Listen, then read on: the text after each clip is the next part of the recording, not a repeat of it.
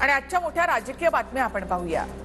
काँग्रेस प्रदेशाध्यक्ष नाना पटोले, मुंबई काँग्रेस अध्यक्षा वर्षा गायकवाड यांच्यावर गुन्हे दाखल। पटोलेंच्या विरोधामध्ये मंत्रालयाच्या बाहेर आंदोलन, तर गायकवाड यांच्या विरोधात मुंबई महापालिकेवर मोर्चा काढल्याप्रकरणी गुन्हा दाखल। महाविकास आघाडीमधल्या युवा संघटनांच्या मेळाव्यांना 11 मार्च पासून सुरुवात। 48 लोकसभा मतदारसंघात घेतले जाणार मेळावे।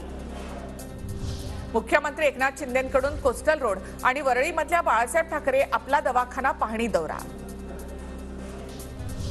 एकनाथ खडसेंकडून पुन्हा भाजपमध्ये येण्यासाठी धडपड सुरू। मंत्री गिरीश महाजन यांचं मोठं वक्तव्य। भाईंदरमध्ये शिंदे गटाचे आमदार प्रताप सरनाईक यांच्या विरोधात भाजपचा धडक मोर्चा। भाजपचे माजी नगरसेवक अरविंद शेट्टींच्या हॉटेलची तोडफोड, सरनाईकांच्या इशाऱ्यावरून केल्याचा आरोप।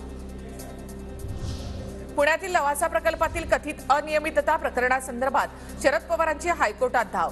सीबीआय चौकशीची मागणी करणाऱ्या याचिकेला विरोध। जनहित याचिकेमध्ये हस्तक्षेपासाठी मुभा द्या, पवारांची विनंती। अमरावतीच्या चांदूर बाजारामध्ये भाजप आणि बच्चू कडूंच्या प्रहारचे कार्यकर्ते आमने-सामने। कामगार कल्याण विभागाचा साहित्य वाटपाचा कार्यक्रम लवकर सुरू न झाल्यामुळे भाजप कार्यकर्ते आक्रमक। प्रहार आणि भाजप कार्यकर्त्यांना पोलिसांनी घेतलं ताब्यात। अमरावतीच्या कामगार कल्याण विभाग आयुक्तांच्या दालनामध्ये भाजपचा बच्चू कडूंच्या विरोधात आंदोलन।